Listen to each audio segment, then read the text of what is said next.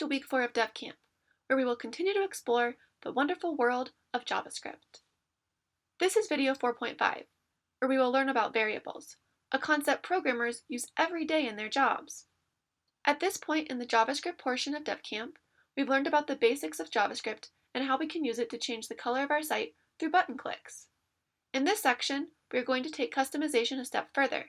We are going to implement a surprise button, so the site appears to randomly change colors. Before we start coding in the random color change, we need to add a button for the surprise feature. Recall from section 4.3 how we added another button and function to call our index.html file and a function definition to our script.js file. Take a moment now and add this code to each file.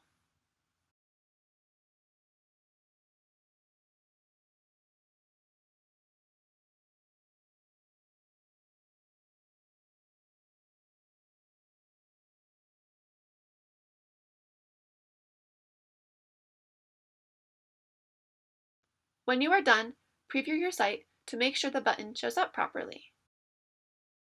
Awesome! Now that we have our button and function set up, we can start adding some code. First, we need to figure out how to add in randomness to our site. To do this, we can use the built-in math library in JavaScript. In coding, a library gives us access to other predefined functions that programmers, like yourselves, may want to use. In this case, we are going to use the math library to access the .random and .floor methods to generate a random number from 0 to 2. To better understand this code, let's take a look at how it works by opening up our console. When reading the code, we can read it just like we would a math problem. We are going to start with everything inside the inner parentheses first. Math.random returns a random number greater than or equal to 0 and less than 1. But we want a larger range of random numbers, so we multiply the result by 3. The result is going to have a lot of decimals after it, so we're going to use math.floor to round down the result to the nearest whole number.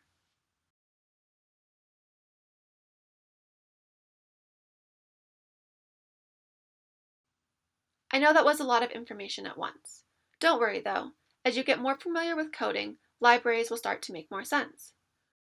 For now, if you want to learn more about generating random numbers, check out w3schools.com. Now that we understand how to generate a random number, let's add this code to our surprise function. To get a better idea of how this random generator works, let's print the result to our console using the console.log function. Because we placed this random generator inside our surprise function, we are going to need to call that function in order for the code to be executed. Recall that in order to call a function in JavaScript, we use the button which calls it.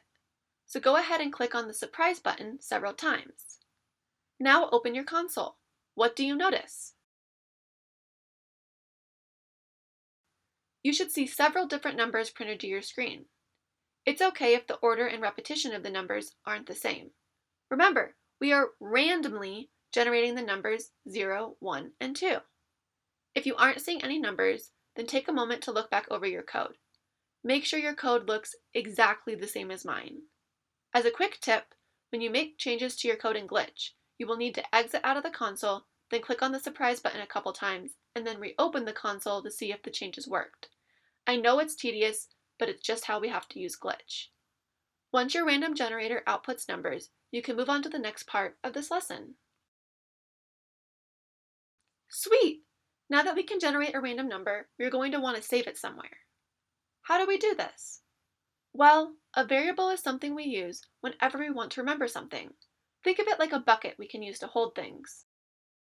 When we define a variable, it's similar to what we learned about defining a function in section 4.3. We first have to tell the computer that this statement is going to be a variable. To do this, we write the word var.